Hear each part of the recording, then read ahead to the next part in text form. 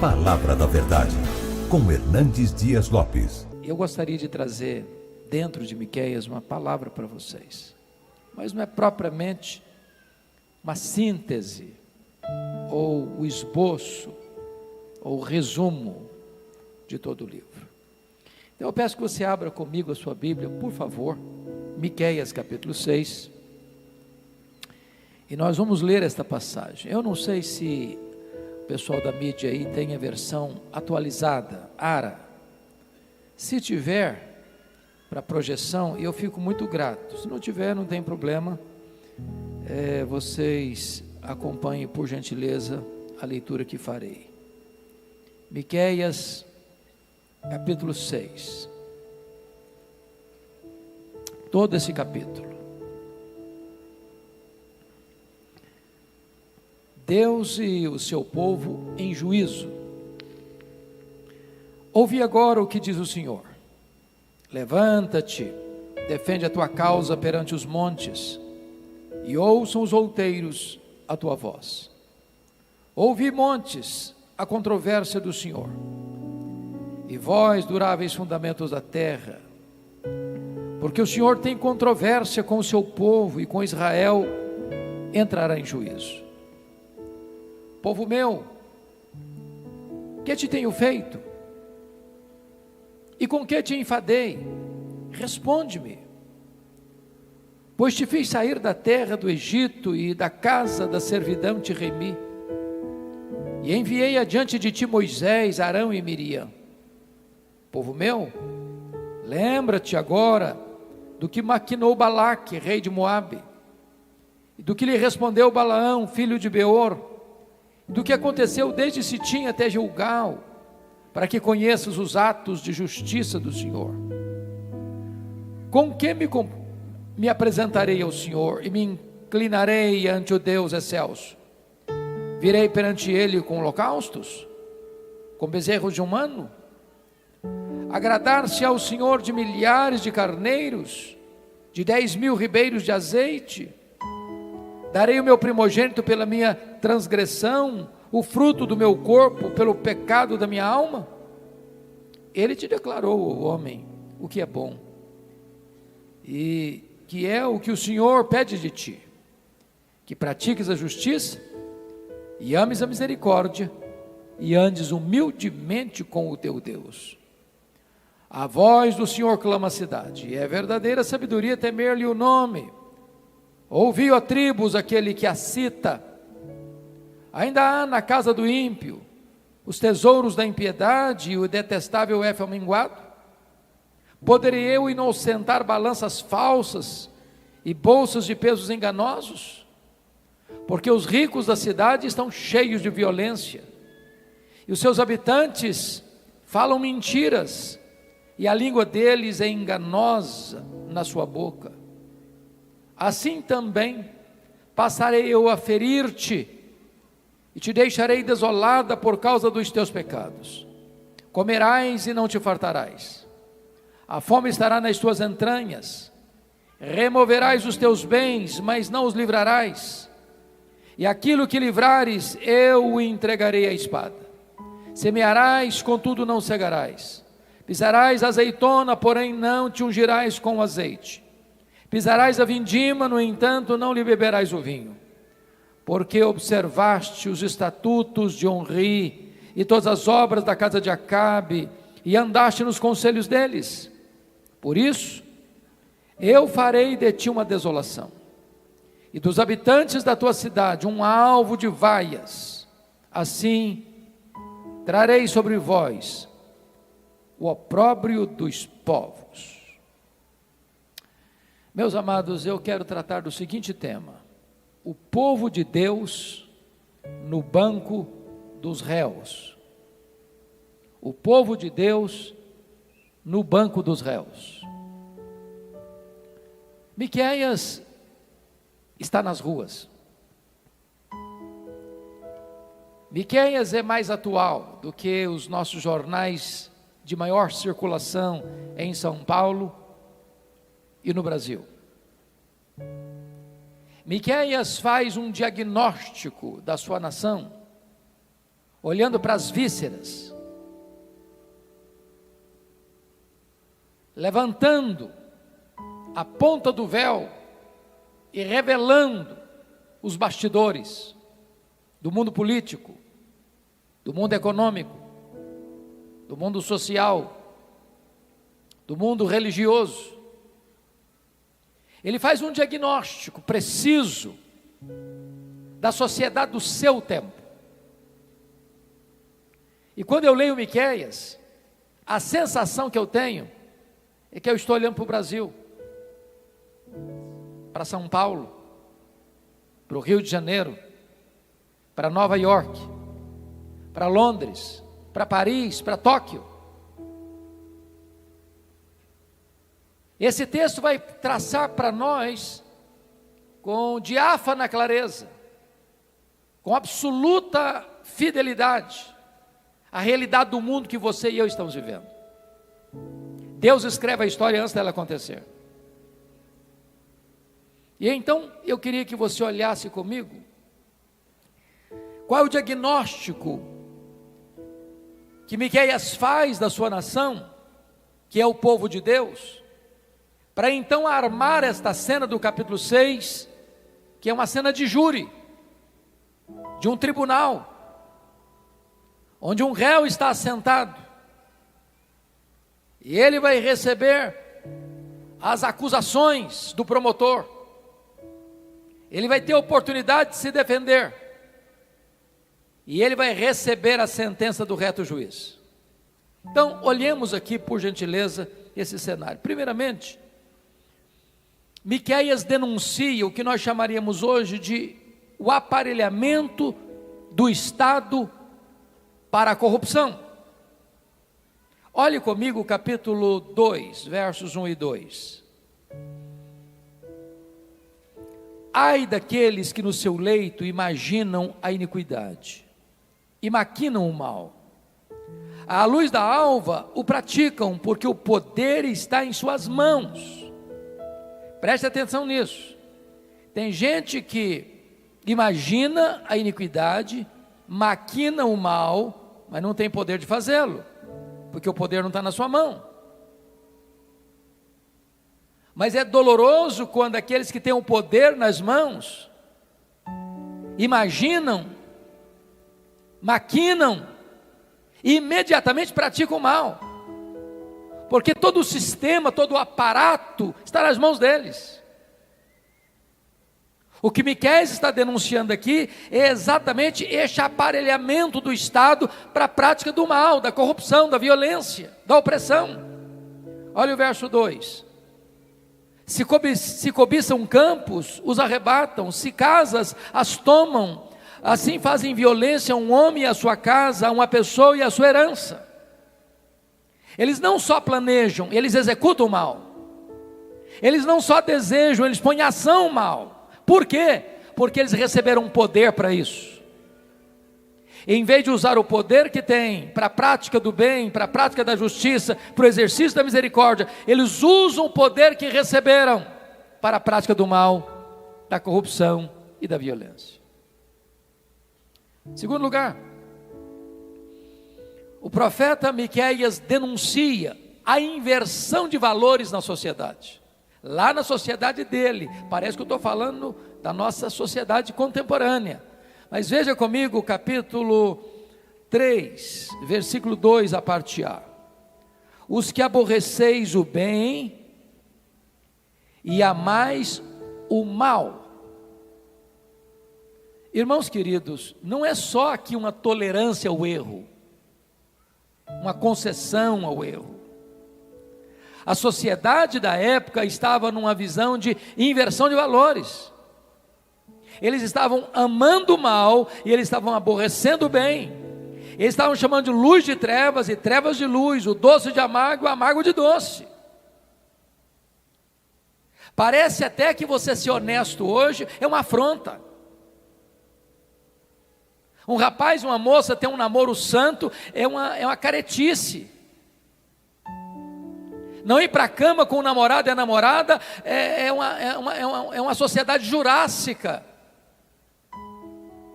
a pessoa não se corromper, a pessoa não aproveitar para ganhar a vida numa pernada só, numa canetada só, por meio da corrupção, seria tolo. É a sociedade que baniu Deus e perdeu o referencial do que é moral, do que é certo, do que é justo, do que é verdadeiro. É a inversão de valores. É a sociedade pelo avesso. É esse o diagnóstico que Miqueias está fazendo da sua geração e da nossa geração. Mas em terceiro lugar, Miqueias denuncia o que nós chamaríamos de exploração canibal. Olha aí comigo o capítulo de número 3, verso 1. Disse eu: ouvi agora, vós cabeças de Jacó, e vós chefes da casa de Israel. Não é a vós outros que pertence saber o juízo? Olha a parte B do versículo 2. E deles arrancais a pele e a carne de cima de seus ossos. Versículo 3. Que comeis a carne do meu povo e lhes arrancais a pele e lhes esmiuçais os ossos e os repartis como para a panela e como carne no meio do caldeirão. Olha o versículo 9. Ouvi agora isto, vós cabeças de Jacó e vós chefes da casa de Israel, que abominais o juízo e perverteis tudo o que é direito. Está falando de quem? Da liderança política da nação de Israel. Agem como canibais, esfolam, arrancam a pele, comem a carne e roem os ossos. O povo está sendo explorado, massacrado, sugado. A liderança está como sanguessuga, chupando o sangue do povo, explorando o povo, oprimindo o povo. Aqueles que governam não governam para o povo, governam para se lucupletar. Não servem ao povo, se servem do povo. Esse é o diagnóstico de Miqueias. Mas em quarto lugar, Miqueias denuncia a corrupção do poder judiciário da sua nação. Olha comigo o versículo, capítulo 3, versículo 11. Os seus cabeças dão as sentenças por suborno. Meus amados, dentro do nosso sistema dos três poderes independentes, que começa lá com Montesquieu, e que hoje é a base da nossa república, poder executivo, legislativo, judiciário, espera-se do poder judiciário que onde houver uma prática de injustiça, ela seja corrigida, a lei seja aplicada, a justiça seja feita.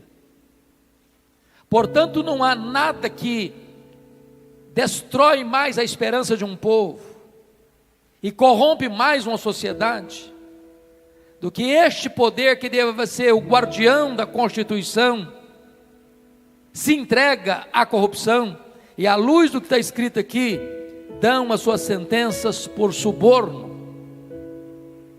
E se dão sentenças por suborno, eles vão favorecer a quem? Os ricos, os poderosos, que têm poder para pagar. E quem vai ficar prejudicado? Os pobres, que não têm vez, que não têm voz, que não têm para quem apelar, a quem recorrer. Quando eu leio Miqueias, parece que eu estou lendo Brasil, eu estou lendo Argentina, eu estou lendo Portugal, eu estou lendo França, Inglaterra, ou qualquer outro país do mundo, na atualidade. Mas em quinto lugar, para mim isso é mais grave ainda, Miqueias denuncia o que nós chamamos de o conluio dos poderes para oprimir o povo. Olha comigo o capítulo 7, verso 3. as suas mãos estão sobre o mal, e o fazem diligentemente. Já ouviu falar no crime organizado? Eles põem a mão no mal e fazem o mal diligentemente, estudado, pensado, refletido, planejado. Veja mais: o príncipe exige condenação, o juiz aceita suborno, o grande fala dos maus desejos de sua alma, e assim todos eles juntamente urdem a trama. Todos eles juntamente urdem a trama. É um protegendo o outro. É um poder se corrompendo, dizendo: se você me denunciar, eu também te denuncio. Se você pegar no meu pé, eu pego também no seu pé. E todos eles se juntam, conluiados, para fazer o mal, para praticar a injustiça, para trazer desesperança para a nação. Miqueias está nas ruas, Miqueias está em São Paulo, Miqueias está em Brasília, Miqueias está no Rio de Janeiro, Miqueias está entre nós, levantando a sua voz em nome de Deus, para dizer que o Deus a quem servimos não está apenas dentro de templos evangélicos. O Deus a quem servimos está no palácio, está no congresso, está nas cortes, está nas ruas, está no comércio, na indústria, na economia mundial, nas transações internacionais. Mas talvez você possa dizer assim: bom, se a sociedade econômica, política está corrompida, quem sabe a igreja melhora, quem sabe a igreja seja o porto de esperança da nação. Vamos ver, olha comigo, capítulo 3, versículo 5. Assim diz o Senhor acerca dos profetas, que fazem errar o meu povo, e que clamam paz, quando têm o que mastigar, mas apregoam guerra santa, contra aqueles que nada lhes metem na boca. Aqui você vê uma igreja prostituída, aqui você vê um ministério que tem preço, aqui você vê profetas da conveniência, que pregam para agradar, e não para confrontar o povo, que pregam na medida que recebem grana, sermões com preço. Irmãos, isso é dramático na realidade brasileira. Pregadores que não aceitam um convite para pregar sem saber qual vai ser a oferta. Ministério não é comércio, igreja não é mercado. Miqueias está levantando a sua voz e denunciando essa prática pecaminosa no meio cristão, inclusive no Brasil. Olha o capítulo 3, versículo 11. Os seus cabeças dão sentenças por suborno, os seus sacerdotes ensinam por interesse, os seus profetas adivinham por dinheiro, e ainda se encostam ao Senhor dizendo: não está o Senhor no meio de nós? Nenhum mal nos sobrevirá. Meus irmãos, nem todos aqueles que dizem que Deus está no nosso meio estão falando a verdade, porque aqueles que usam o seu chamado para pregar o evangelho como um comércio, uma fonte de lucro, eles se venderam a Mamon. Eles já não são mais servos do Altíssimo. A igreja estava corrompida, e o profeta está denunciando isso. Bom, mas talvez você possa pensar assim: bom, se o mundo político está corrompido,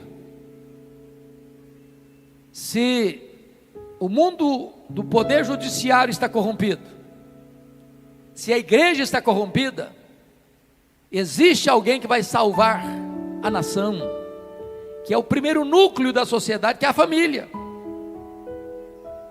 Mas como é que estava a família? Veja comigo, por favor, capítulo 7, verso 6. Como é que estava a família? Está escrito aí: porque o filho despreza o pai, a filha se levanta contra a mãe, a nora contra a sogra, os inimigos do homem são os da sua própria casa. A família estava um pé de guerra. Sabe por quê? Porque o exemplo vem lá de cima. Se os governantes não dão exemplo, os governados não têm referencial. Se os líderes religiosos não dão exemplo, aqueles que são liderados se perdem sem rumo na vida. E a família, que deveria ser o grande guardião dos valores, também se rende, se capitula a essa cultura selvagem de um relativismo completamente rendido aos interesses das inverdades e das injustiças. O diagnóstico que Miqueias faz é tão dramático, que ele conclui no capítulo 7, verso 2, confira comigo. Ele diz assim: pereceu da terra o piedoso, e não há entre os homens um que seja reto. Todos espreitam para derramar sangue, cada um caça o seu irmão com rede.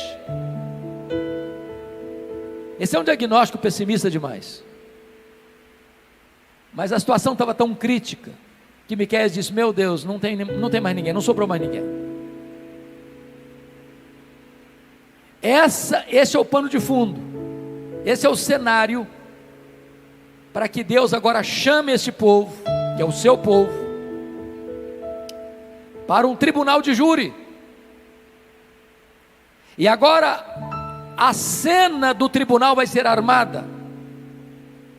E eu gostaria que você acompanhasse o meu raciocínio, para nós entendermos o povo de Deus assentado no banco dos réus. Primeiro, a acusação é feita, nos versos 1 a 5. Primeira coisa que vai acontecer: o promotor chama o réu. Olha comigo o versículo 1. Ouvi agora o que diz o Senhor: levanta-te, defende a tua causa perante os montes, e ouçam os outeiros a tua voz. Notem vocês que a cena é de um grande tribunal. O réu está sendo convocado, intimado, chamado pelo promotor. Os montes e os outeiros, o cosmos, são as testemunhas, e o réu tem chance de se defender diante dessas testemunhas, os outeiros e os montes, para escutar se o réu tem razão na sua causa. Segundo lugar, o júri recebe a instrução. Versículo 2, confira aí: ouvi montes. Os montes e os outeiros são jurados. São jurados. O réu é o povo de Deus. Ouvi montes, a controvérsia do Senhor, e vós duráveis fundamentos da terra, porque o Senhor tem controvérsia com o seu povo, e com Israel entrará em juízo. A Bíblia diz que o juízo começa por onde? Pela casa de Deus. A igreja não tem autoridade de denunciar os pecados dos políticos, dos juízes, dos legisladores, se ela mesma está incorrendo nos mesmos erros. Deus está chamando o seu povo a juízo. Deus está confrontando a você e a mim nessa noite. Terceiro, a promotoria apresenta a acusação. E que acusação será apresentada? Primeiro, acusa o réu de ter se afastado de Deus. Olha o verso 3 comigo. Aqui tem uma exclamação comovente: povo meu, que te tenho feito? Aqui tem um fato doloroso, E com que te enfadei? Aqui tem uma pergunta paciente. Responde-me. Irmãos amados, parar para pensar que nós somos o povo escolhido de Deus, chamado de Deus, justificado por Deus, selado com o Espírito Santo da promessa. Parar para pensar que o nosso nome está escrito no livro da vida, que nós somos filhos de Deus, herdeiros de Deus, co-herdeiros com Cristo. Parar para pensar que nós temos a vida eterna. E parece que nós estamos enfadados de Deus, é algo gravíssimo. Povo meu, com que te enfadei? Com que te enfadei?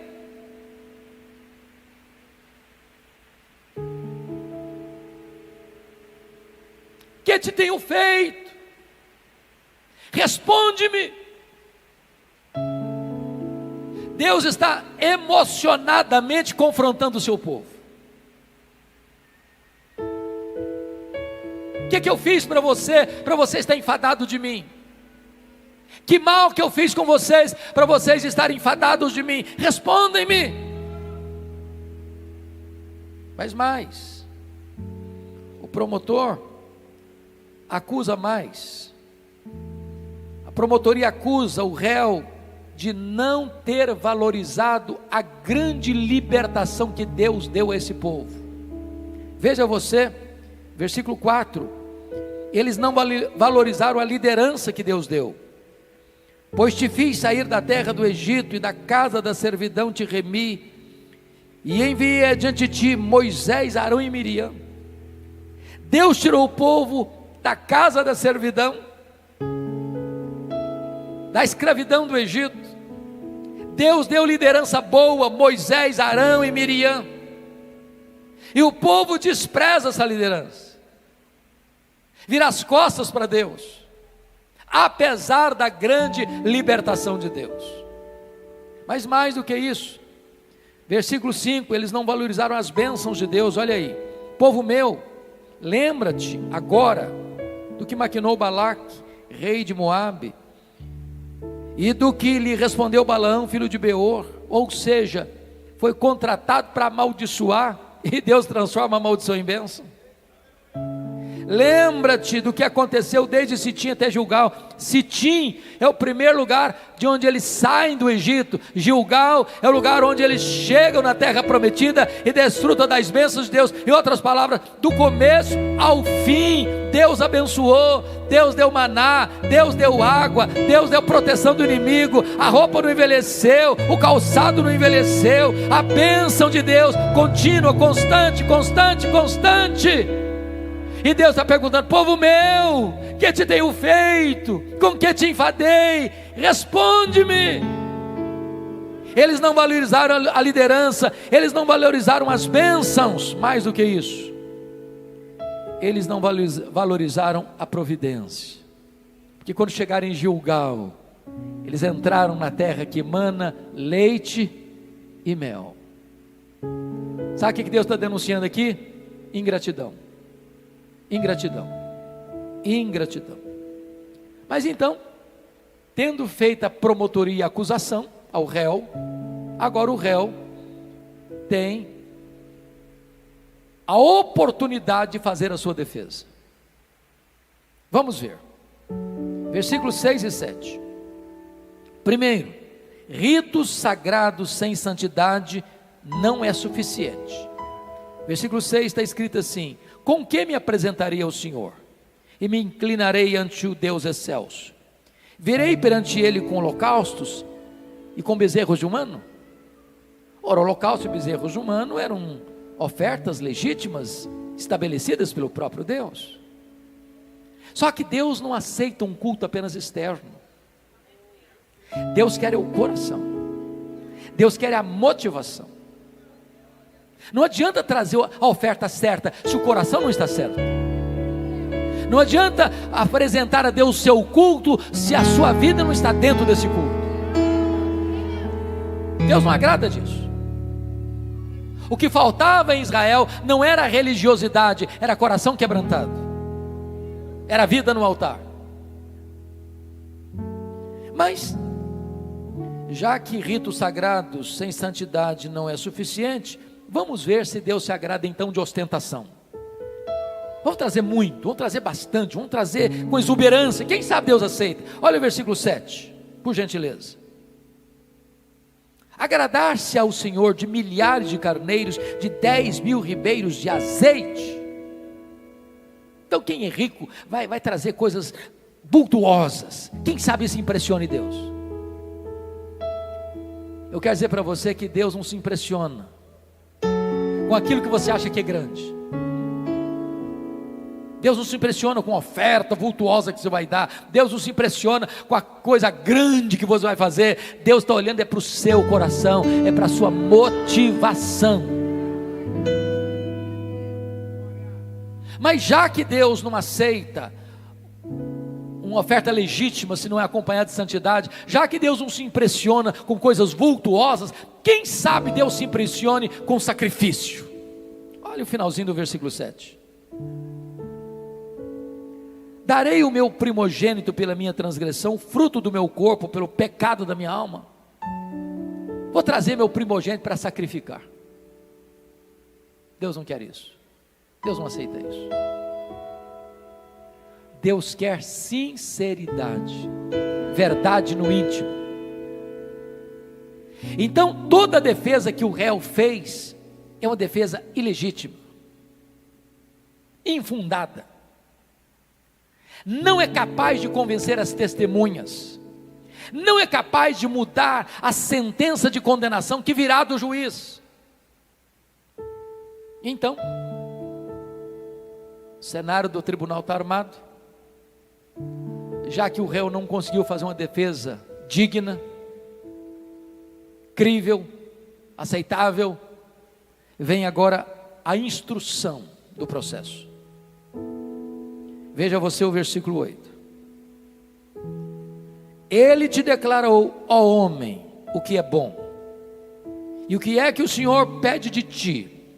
Primeiro, que pratiques a justiça. Deus não tem nenhum interesse naquele culto onde a pessoa dá glória a Deus na igreja e em casa oprime a empregada, a secretária. Ele dá glória a Deus, mas ele surrupia o direito do trabalhador. Ele dá glória a Deus na igreja, mas ele dá um jeitinho de se aproveitar para levar vantagem. Ele dá glória a Deus na igreja, mas ele entra em esquemas de corrupção e vende a sua consciência por dinheiro. O que Deus requer é a prática da justiça.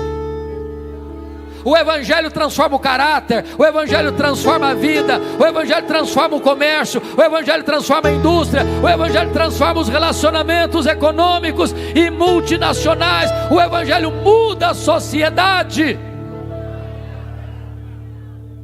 Segundo lugar, e ames a misericórdia. Agora preste atenção que a misericórdia não é só praticada, a misericórdia precisa ser amada. Amada. Já escutamos um bom sermão sobre misericórdia e generosidade aqui. Irmãos, não combina crente, mão de vaca, avarento, pão duro. Crente tem coração aberto, crente tem bolsa aberto, crente tem as mãos abertas, crente tem a casa aberta, crente é generoso, crente ama a misericórdia. Terceiro, e andes humildemente com o teu Deus. Me permita dizer isso. Você só vai praticar justiça, você só vai amar misericórdia se você andar humildemente com Deus. Uma das maiores loucuras da sociedade contemporânea, de uma agenda global que corre célere para os braços do marxismo cultural, do ateísmo, é empurrar Deus para fora da realidade da vida.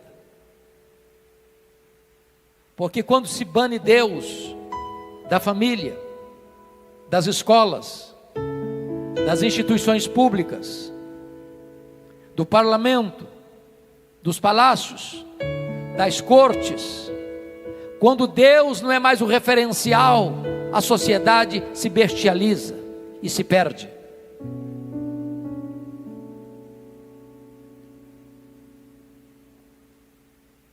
É aquele que conhece a Deus e anda humildemente na presença de Deus. Esse pratica a justiça, esse ama a misericórdia. Todos os sistemas, irmãos, ateístas são totalitários e oprimem as pessoas. Miqueias está nas ruas. Miqueias está entre nós, falando da parte de Deus. Bom, dada a instrução, agora o julgamento é concluído, dos versos 9 a 16, e destaco aqui algumas coisas. Primeiro, o juiz agora ordena que o réu ouça a sentença. Veja comigo o verso 9. A voz do Senhor clama a cidade, e a verdadeira sabedoria temeu-lhe o nome. Ouve, ó tribos, aquele que a cita. Veja, cita aí é um termo jurídico, termo legal. Deus está dando uma ordem para que o réu escute, ouça a sua sentença. É um tribunal, e o povo de Deus está no banco dos réus. Segundo, o juiz mostra os dispositivos que o réu infringiu. Ele não vai receber uma sentença sem saber o que está acontecendo, não. Ele vai estar alertado com toda clareza quais foram os preceitos da lei que ele quebrou, que ele violou. Então vejamos. Primeiro, o juiz vai mostrar o crime das riquezas mal adquiridas. Olha comigo, por favor, o versículo 10. Ainda há na casa do ímpio os tesouros da impiedade, o detestável efa minguado. Tesouro da iniquidade, meu irmão, é todo o dinheiro, é toda a riqueza que a pessoa tem, que não foi adquirida de maneira honesta, com um trabalho honrado.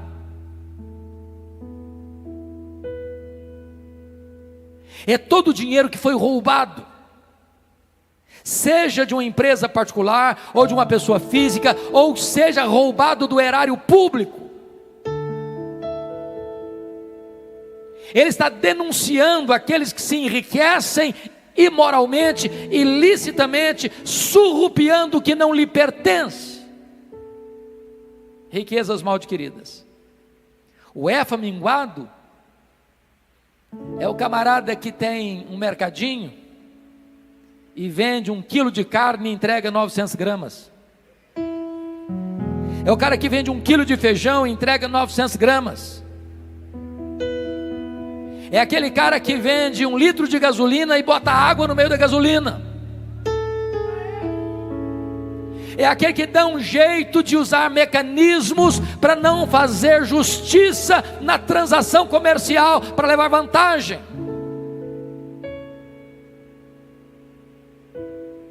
Mais do que isso, o juiz denuncia o crime dos mecanismos de corrupção no comércio. Olha comigo o verso 10b e 11. E o detestável efa minguado, poderei eu inocentar balanças falsas e bolsas de pesos enganosos? Irmãos, Deus não está só na igreja não, Deus está lá na mercearia, Deus está lá no supermercado, Deus está lá nessas grandes multinacionais, todo dia, toda hora. Deus não está olhando só o gasofilácio, onde se entrega dia de uma oferta, não. Deus se importa com o comércio, Deus se importa com a indústria, Deus se importa com as transações comerciais. Deus é Senhor de tudo, e está de olho em tudo.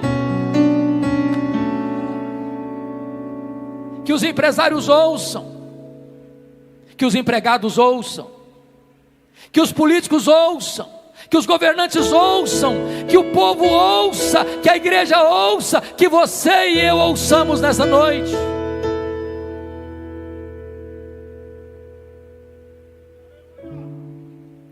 Mas mais do que isso, o juiz mostra para o réu o crime da violência contra os pobres. Olha o versículo 12. Porque os ricos da cidade estão cheios de violência, e os seus habitantes falam mentiras, e a língua deles é enganosa na sua boca. Meus irmãos, quando diz que os ricos da cidade estão cheios de violência, é que eles praticaram essa violência com aqueles que não tinham poder de resistir a eles, aqueles que não tinham vez, não tinham voz, e quando apelavam para as cortes, não logravam êxito, porque as cortes já estavam corrompidas, e os juízes já estavam vendidos, e as sentenças já estavam compradas por dinheiro. E a justiça que põe na cadeia aquele que rouba um par de tênis, mas tira da cadeia aquele que rouba milhões, bilhões. E Deus está vendo tudo isso. E Deus está dizendo: eu não aceito isso.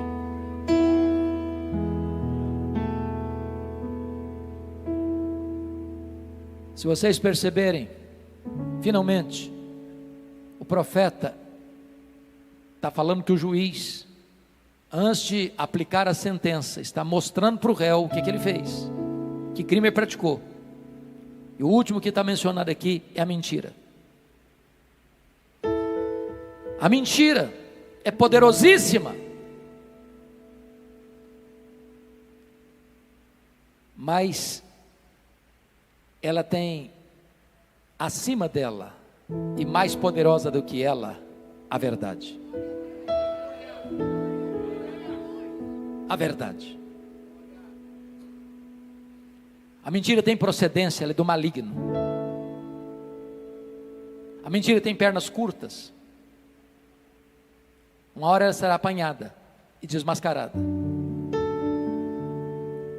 Os homens maus podem enganar por um tempo, mas não o tempo todo. Os homens maus podem driblar as cortes, mas não driblam o tribunal de Deus. Miqueias está nas ruas. Muito bem. Agora, o juiz então vai aplicar a sentença.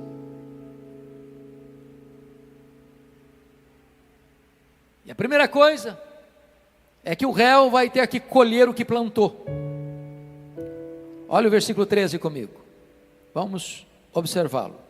Assim também passarei eu a ferir-te, e te deixarei desolada por causa dos teus pecados. Deus é o Deus que abençoa, mas não brinca com Deus não, porque a mão de Deus é pesada. Horrível coisa é cair nas mãos do Deus vivo. De Deus não se zomba, porque aquilo que o homem semear, isso ele ceifará. Quem está ferindo o povo é o próprio Deus. E ele está dizendo isso no contexto do cativeiro. Jerusalém não caiu nas mãos da Babilônia porque a Babilônia era poderosíssima e Jerusalém era fraca. Foi Deus que entregou Jerusalém nas mãos da Babilônia. O pecado é um embuste, o pecado é uma farsa, porque ele promete mundos e fundos, mas não paga o que promete. E ele promete liberdade e escraviza. Ele promete felicidade e entrega culpa. Ele promete vida e mata. E aqui chegou o momento em que o réu que escapou, agora está diante do tribunal de Deus e tem que escutar do juiz a sua sentença. Segundo, o réu experimentará uma insatisfação crônica. Olha comigo o versículo 14, por gentileza. Comerás e não te fartarás, a fome estará nas tuas entranhas, removerás os teus bens, mas não os livrarás, e aquilo que livrares, eu entregarei à espada. É claro, irmãos, que o profeta não está falando aqui que você vai comer, chega num self-service como 1 quilo e está com fome ainda, não é isso que ele está falando não. O que ele está dizendo é que aquilo que é fruto do pecado, da injustiça, da violência, da roubalheira, esse bem não vai satisfazer, não vai satisfazer, não vai satisfazer. Isso é um dinheiro maldito, que vai gerar insatisfação, vai gerar culpa, vai gerar pesar. E o cara, quanto mais tem, mais insatisfeito ele fica. Quanto mais ele come, mais faminto ele fica. Deus vai gerar uma insatisfação tal dentro dele, que ele não vai ter paz, ele não vai ter sossego, ele não vai ter descanso. É por isso que a Bíblia diz que é melhor você ter um prato de hortaliça e ter paz, do que você ter banquetes e ter tormento na sua alma. Se você tem amor, se você tem comunhão com Deus, se você ama a sua família, um pé de alface e um prato de arroz é um grande banquete. Terceiro, o réu perderá os seus bens. O verso 14 deixa isso claro. Veja comigo, na parte final do verso: removerás os teus bens, mas não os livrarás. O que aconteceu com Jerusalém? Acumularam, dinheiro injusto, dinheiro iníquo, dinheiro ilegal, riquezas cheias de sangue, construindo cidades com sangue, as paredes cheias de violência. O que aconteceu? A Babilônia veio e levou tudo, tudo. E se a Babilônia não levar, a sepultura levará. Porque tudo que o homem adquiriu e ajuntou, no dia que ele partir, ele não vai levar nada. Apenas o juízo e a condenação, por não ter se arrependido em tempo oportuno. Quarto, o réu terá seus sentimentos frustrados. Olha comigo o versículo 15 e o versículo 16a. Semearás, contudo não cegarás, pisarás a azeitona, porém não te ungirás com azeite, pisarás a vindima, no entanto não lhe beberás o vinho, porque observaste os estatutos de Onri e todas as obras da casa de Acabe, e andastes nos conselhos deles. Em outras palavras, meus irmãos, qualquer investimento que fizer vai ter frustração, muito esforço, nenhum privilégio. Planta, mas não usufrui. Tem, mas não tem prazer. Tem cama de marfim, colchão macio, travesseiro de pena de ganso, lençóis com fios egípcios, mas a noite é turbulenta. O pecado não compensa. O diabo é um estelionatário, ele é ladrão, ele é assassino, ele veio para roubar, matar e destruir. Só Jesus veio para trazer vida e vida em abundância. Então se fecha a sentença com 70 anos de cadeia. Versículo 16: por isso eu farei de ti uma desolação, e dos habitantes da tua cidade um alvo de vaias.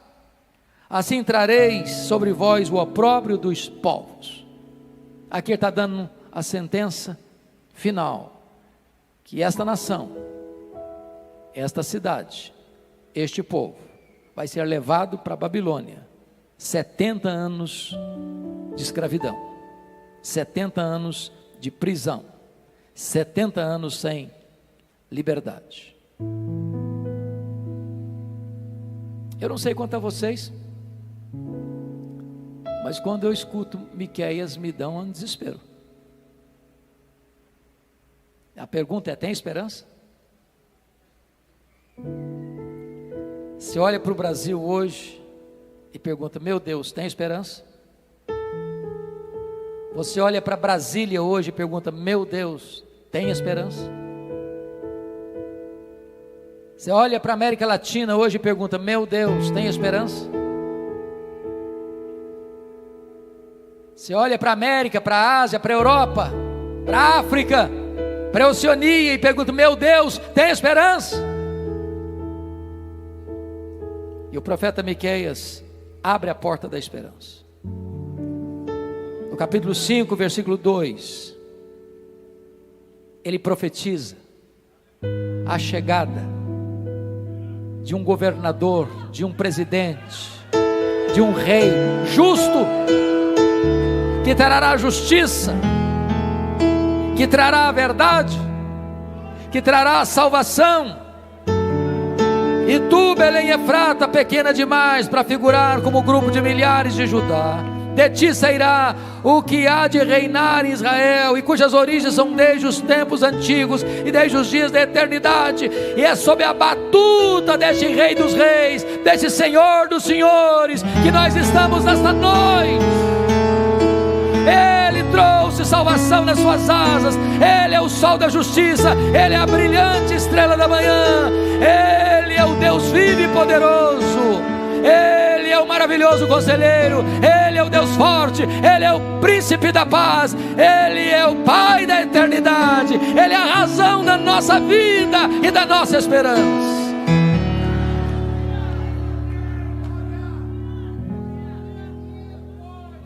Para aqueles que estão esmagados debaixo da culpa e de seus pecados, o profeta traz uma palavra de esperança. Capítulo 7, versos 18 e 19. Ele diz: quem, ó Deus, é semelhante a ti, que perdoas a iniquidade e te esqueces da transgressão do restante da tua herança. O Senhor não retém a sua ira para sempre, porque tem prazer na misericórdia. Tornará a ter compaixão de nós, pisará os pés às nossas iniquidades e lançará todos os nossos pecados nas profundezas do mar. Louvado seja o Senhor. Ele é Deus de misericórdia, Ele restaurou o seu povo, Ele trouxe o seu povo de volta, Ele enviou o seu Messias. O Messias veio, se encarnou, morreu, ressuscitou, voltou para o céu, derramou o Espírito Santo e voltará em glória para buscar a sua igreja. E você que se arrepende, e você que se humilha diante dele, você é perdoado, você é lavado no sangue do Cordeiro, e os seus pecados são lançados nas profundezas do mar, e Deus nunca mais se lembrará dos seus pecados.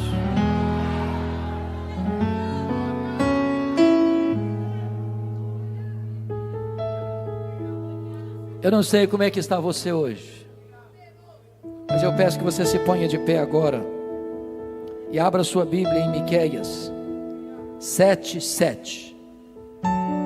E com a leitura desse texto nós encerraremos. Eu acho que vocês estão também com a mesma versão que eu, então todos vamos ler com voz eloquente, com voz bonita e sonora, Miqueias 7:7. E assim está encerrada a nossa fala nesta noite. Vamos juntos? Eu, porém, olharei para o Senhor e esperarei no Deus da minha salvação. O meu Deus me ouvirá. Aleluia! Aleluia, amém.